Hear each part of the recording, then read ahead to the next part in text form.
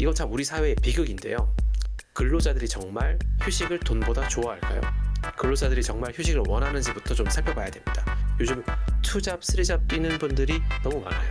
그 과거에 만들어놨던 15시간 이상이라는 그런 비과학적인 기준 때문에 이 기업들이 일부러 주휴수당 지급을 피하려고 주 14시간 근로자를 고의로 늘리는 기업들이 생겼다는 게 문제죠.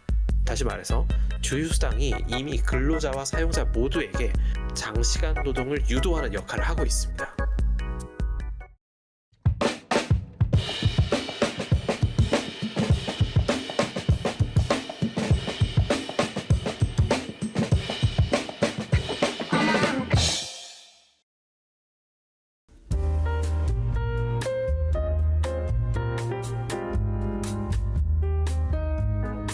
최저임금법 관련 마지막 코너 뭘까요? 바로 주휴수당 관련한 이야기입니다. 주휴수당과 관련해서 혈압 오르시는 자영업자분들 엄청 많으시죠. 또 마찬가지로 주휴수당을 못 받아서 소갈이하는 아르바이트생 얼마나 많습니까? 이 주휴수당 같은 거 도대체 왜 존재하는 걸까요? 이렇게 문제가 많은 거 그냥 기본급에 포함시키면 되는데요. 자, 근데 그렇게 우리가 못 해왔던 이유, 이렇게 갈등이 많은 이유에 대해서 한번 이야기를 해볼까 합니다. 주휴수당은 근로자가 일주일에 15시간 이상을 일을 하면 유급 휴일을 보장하는 제도인데 이게 참 문제가 많습니다. 일하지 않는데 돈을 준다는 게 과연 합리적인 것인지 원채영 기자, 이 문제를 좀 짚어주시면 좋을 것 같습니다. 네, 일단 주휴수당이 정확히 뭔지부터 짚고 넘어가야 할 것 같은데요. 우리 네. 특히나 알바 하시는 분들 이제 주휴수당을 받기 위해서 뭐 15시간 이상 일해야 한다. 주당 15시간 이상 일하면 월급의 몇십 퍼센트를 좀 보너스를 붙여준다. 그래서 주휴수당 받는 건 이득이다. 뭐 이런 식으로 많이들 저도 생각했었는데 정확한 이 뜻은 근로기준법 제55조에 근거한 것이거든요. 그래서 주 15시간 이상 근무한 이 노동자한테 주 1회 유급 휴일을 보장하는 제도가 바로 주휴수당이라고 할 수 있겠습니다. 구체적으로 들어가서 주 40시간 근무자 기준으로 이제 시급의 8시간분을 추가로 받는 거죠. 그래서 이 제도의 취지 같은 경우에는 이 노동자의 휴식권을 보장하고 그리고 저임금 노동자의 소득을 보전해주는 역할을 한다고 보실 수가 있겠습니다. 그런데 이게 주 52시간제가 도입이 되면서 근로시간이 또 제한이 되고 그리고 노동자들의 이 노동 패턴이 또 바뀌게 되면서 이 제도의 타당성에 굉장히 의문이 제기되고 있어요. 저는 그 주휴수당의 원래 취지인 근로자에 대한 휴식 부여가 완전히 지금 그 취지가 퇴색됐다고 생각을 하거든요. 이미 완전 이게 유효기간이 끝났어요. 이 취지는. 생각을 해봅시다. 예를 들어서 주 15시간 미만 근로자한테는 주휴수당을 지급하지 않아도 되기 때문에 되게 많은 소상공인들이 근로시간을 14시간 이하로 쪼개가지고 아르바이트생들을 고용하기도 합니다. 굉장히 합리적인 선택이죠. 그렇게 해야 주휴수당을 안 줄 수 있으니까요. 근데 근로자 입장에서는 14시간만 일하고 한 달을 버틸 수가 있나요? 못 하잖아요. 그러니까 일을 더 해야 돼요. 남들 40시간 일하는 것만큼 일을 해야 남들만큼 받을 수 있으니까. 그러니까 휴식하고는 상관이 없죠. 더 많이 일을 하게끔 만들게 됩니다. 반대로 이미 15시간을 넘겨서 근로자를 계속 고용을 한다고 칩시다. 그러면은 경영자 입장에서는 기왕 주휴수당을 제공을 하니까 내가 16시간, 17시간만 쓰고 얘를 집에 돌려보낼 수 있나요? 못 돌려보내요. 이미 쓰기로 됐는 거 이왕 줄 거라면 뽕을 뽑아야 됩니다. 그러면 법이 허락하는 한도 52시간까지 풀로 일을 시키고 싶을 거예요. 마음속으로는. 즉 사업주 입장에서는 근로시간을 늘리는 것이 근로자의 근로시간을 늘리는 것이 경제적으로 유리합니다. 그러니까 이 경우에도 근로자의 휴식하고는 아무 상관이 없는 거죠. 다시 말해서 주휴수당이 이미 근로자와 사용자 모두에게 장시간 노동을 유도하는 역할을 하고 있습니다. 그리고 이런 측면도 생각을 해봐야 돼요. 이건 참 우리 사회의 비극인데요. 참 돈을 좋아하는 비극이요.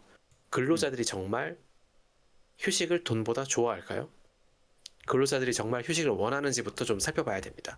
요즘 2잡, 3잡 뛰는 분들이 너무 많아요.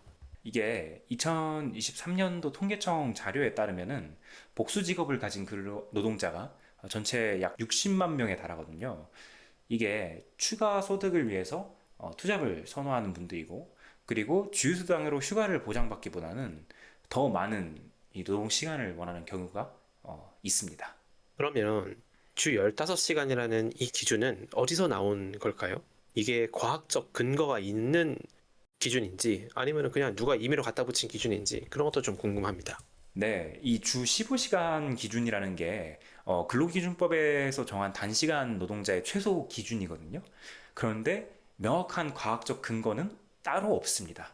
뭐 애초에 시간에 따라서 어떤 성실한 노동을 규정한다는 것 자체가 굉장히 아이러니죠.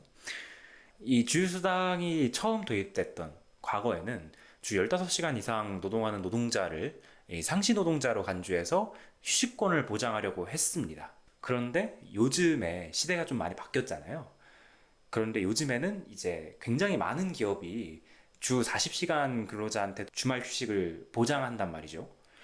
그런데 문제가 이 기준, 그러니까 그 과거에 만들어놨던 15시간 이상이라는 그런 비과학적인 기준 때문에 이 기업들이 일부러 주휴수당 지급을 피하려고 주 14시간 근로자를 고의로 늘리는 기업들이 생겼다는 게 문제죠. 그러면 주휴수당을 만약에 폐지한다면 어떤 변화가 생길까요? 근로자 소득에 미치는 영향이 상당히 있을 것 같은데 거기에 대해서는 좀 어떻습니까? 주휴수당 폐지가 노동자 소득에 미치는 영향 같은 경우에는 노동 형태에 따라서 달라진다고 보실 수가 있겠고요. 이제 주 15시간 미만으로 노동하는 사람들 같은 경우에는 애초에 주휴수당을 받지 못하니까 폐지로 인한 소득 변화가 딱히 없을 것이고요.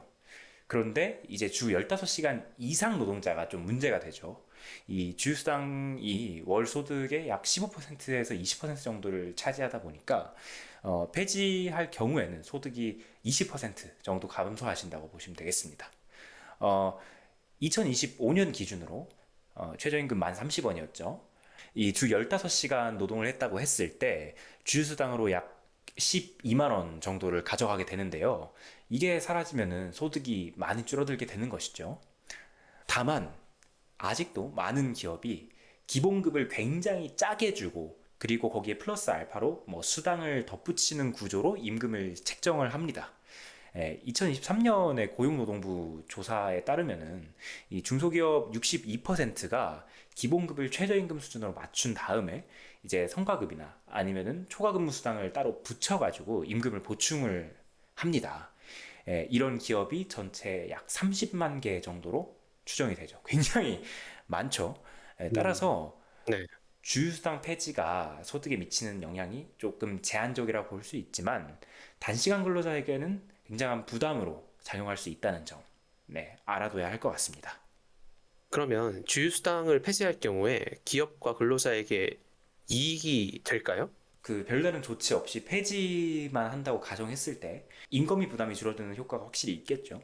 그리고 이 14시간으로 맞춰져 있던 꼼수가 사라지면서 노동자의 입장에서는 이 근로시간을 조정할 때 더 유연하게 조정할 수 있다라는 점이 어느 정도 그 폐지의 효과로 따라올 것 같고요. 그럼에도 이제 휴식권을 중시하는 노동자에게는 또 손실이 될 수 있는 거죠. 그리고 아까 전에 말씀드렸다시피 이 저임금 노동자의 실질 소득이 하락하는 문제도 있을 수 있고요. 네. 어차피 제 생각에는 근로기준법으로 우리가 주 40시간 그리고 최대 12시간의 추가 근로를 할 수 있도록 정해져 있기 때문에 사실상 40시간까지만 늘어날 수 있다고 이렇게 보면 될 것 같아요. 왜냐하면 일을 12시간 더 하고 싶습니다. 라고 한다고 해가지고 그렇게 넌 더 해. 라고 마음껏 허락할 그 사장님이 과연 얼마나 있겠습니까? 그걸 허락하면 1.5배를 더 줘야 되는데요. 음, 그러니까 사장님 입장에서도 그 40시간이라는 것은 어떻게 보면은 최대치예요. 그거 이상으로 어, 고용을 하면서 근로자의 휴식권을 뺏을 동기가 없다는 거죠. 그래서 위에 천장은 이미 정해져 있는 상태다. 그래서 주휴수당을 폐지하더라도 휴식권을 보장한다는 그 측면 자체는 더 활성화될 수 있다. 저는 이렇게 생각을 합니다. 네, 그리고 주휴수당 다시 정리하자면 주휴수당 폐지는 단순히 돈을 안 주는 문제가 아니라 노동시장의 유연성과 근로자의 선택권, 또 휴식권의 균형을 고민해야 되는 그런 문제거든요. 오늘 저희가 다룬 기성 언론에서는 다루지 않는 관점을 네 가지 소개를 해드렸어요. 여러분께서는 어떻게 생각을 하시나요? 저희가 오늘 준비한 이 네 가지 주제에 대해서 평소에 가끔씩은 생각해 보셨을 수도 있을 것 같은데 저희 방송을 계기로 조금 더 토론을 할 수 있는 그런 계기가 마련됐으면 좋겠습니다. 네, 저희는 다음 방송에서 또 이렇게 흥미로운 주제를 가지고 여러분을 찾아뵙도록 하겠습니다. 오늘 방송 시청해 주셔서 감사합니다.